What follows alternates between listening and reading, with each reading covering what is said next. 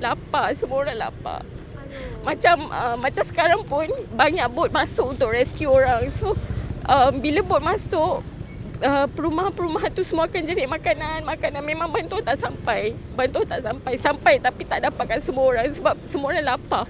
Tadi masa saya on the way keluar dari bot, 99 semua penduduk pecahkan 99 speed mat sebab nak ambil makanan sebab semua orang dah lapar. Saya duduk apartmen. Ground floor apartmen tu semua habis tenggelam. Kereta semua pun tenggelam. Ada agak biji berapa tak? Ada satu agak kan? Saya kereta 2 biji, you anggarkan. Ya, saya pun kereta 2 biji. Azia, you anggarkan lah berapa? Sudah 100,000 sana. Yang rumah pun, ya, I think yang flood kena rumah lagi teruk lah sebab the whole house habis kan. Dengan kereta lagi memang tak boleh selamat. Tapi banyak lagi tak yang belum? Ramai sangat-sangat. Too many. Terlampau banyak NGO, dan terlampau banyak bot, dan no organisation. So diorang pun tak tahu macam mana nak hantar makanan yang tepat untuk support semua makanan yang orang yang terkandas tu semua.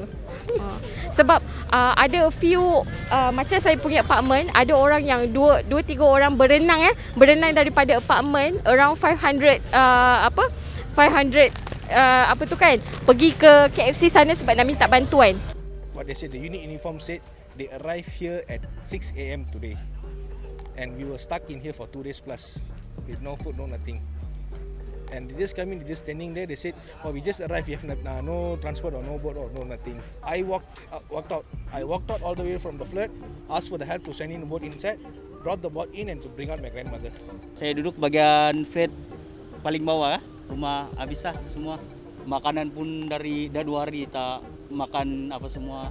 Pampers apa semua tak dapat apa semua. Jadi keadaan rumah 100% hancur semua. Termasuk pakaian budak, kanak-kanakan semua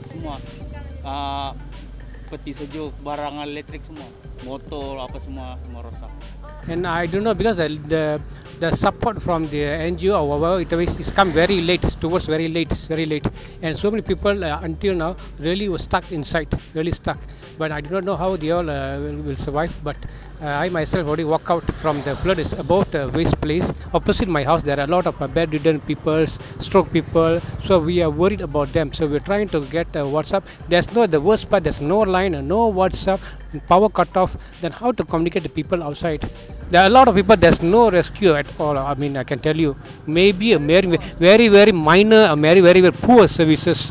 When there are people shouting for help, they are not bothered at all. Total damage, all my 3-4 cars all gone, and everything, my washing machine, my furniture, everything A to Z is gone. Only upstairs I escaped a little bit, but downstairs basically whatever it is, necessary things all gone. Sekarang kalau you nak masuk Taman Sri Muda tu, air masih dekat paras dada, tak boleh lagi masuk. Ya betul, masih banyak sampaikan penduduk terpaksa ceroboh supermarket kan, pasar raya untuk dapatkan makanan. 2 hari kan tak makan, jadi dia orang terpaksa pecah supermarket 99 tu kan, speed mat untuk dapatkan stok pampers, susu, makanan kering.